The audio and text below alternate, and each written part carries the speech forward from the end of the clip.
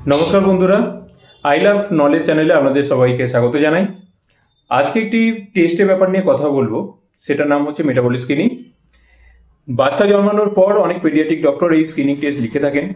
অনেকে শুধুমাত্র G6PD লেখেন, অনেকে বেসিক 7 কন্ডিশন লেখেন, অনেকে লেখেন TMS GCMS, তবে ম্যাক্সিমাম জনই লেখেন মেটাবলিক স্ক্রিনিং টেস্ট।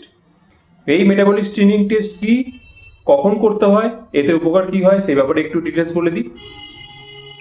এই টেস্ট করতে হয় বাচ্চা জন্মানোর পর, ফার্স্ট ব্রেস্ট ফিডিং এর পরে এই টেস্ট করতে হয়।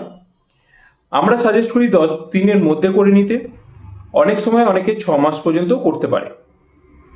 মেটাবলিক স্ক্রিনিং টেস্টের মধ্যে বেসিক 7 কন্ডিশন, টিএমএস এবং জিসিএমএস এই তিনটি টেস্ট খুব বেশি ইম্পর্টেন্ট। তার সাথে অনেকে HB pathy, haemoglobinopathy for sickle cell anaemia জন্য করে থাকে। মেটাবলিক স্ক্রিনিং টেস্টের মাধ্যমে বাচ্চাদের মেটাবলিজম কিভাবে গ্রো করছে এবং তাদের কি কি ধরনের প্রবলেম থেকে যাচ্ছে শরীরের মধ্যে, মেটাবলিজম রিলেটেড সমস্ত রকম ডেটা এর মাধ্যমে পাওয়া যায়। বেসিক 7 কন্ডিশনে ম্যাক্সিমাম আমরা জানতে পারি কনজেনিটাল হাইপারথাইরয়েডিজমের ডেটা, সিস্টিক ফাইব্রোসিসের ডেটা, কনজেনিটাল অ্যাড্রিনালিন হাইপারপ্লেসিয়ার ডেটা, গ্যালাক্টোসেমিয়ার ডেটা, ফিনাইল কিটোইউরিয়ার ডেটা এবং তার সাথে জানতে পারি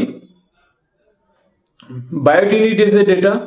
আর সবথেকে বেশি যে টেস্টটা লেখা হয়ে থাকে G6PD, সেই ব্যাপারেও আমরা জানতে পেরে থাকি।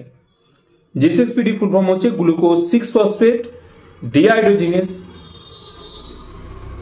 তো এই ডেটাগুলো আমাদের পক্ষে জানাটা খুব দরকার। মেটাবলিজম সিস্টেম কতটা তার ভালো আছে সেটা জানা যায়, এটা বাচ্চাদের জন্য খুবই দরকার।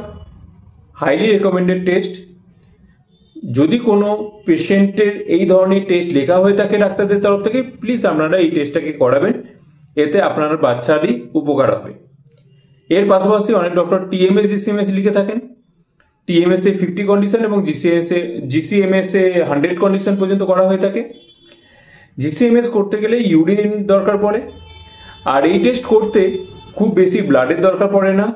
জাস্ট একটা বাচ্চার গোড়ালি মানে হিলে একটা জাস্ট প্রিক করা হবে, যেমন সুগার টেস্ট করতে গেলে যেরকম প্রিক করা হয় সেইটুকু প্রিক করা হবে, এবং সেখান থেকে ব্লটিং পেপারের মাধ্যমে ব্লাড নিয়ে নেওয়া হয় এবং সেটা দিয়ে এই টেস্ট পারফর্ম করা হয়ে যায়।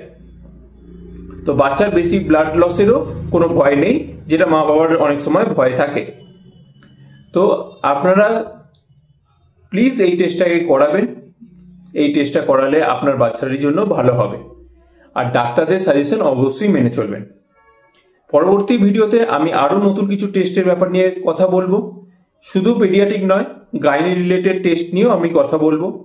আপনি চ্যানেলটা সাবস্ক্রাইব করে দিন এবং ভবিষ্যতে ভিডিও যাতে আরো ভালো করতে পারি, আমার যদি কিছু ভুল থাকে সেগুলোর জন্য কমেন্টে আমাকে জানাবেন এবং আমাকে ক্ষমা করে দেবেন। ধন্যবাদ।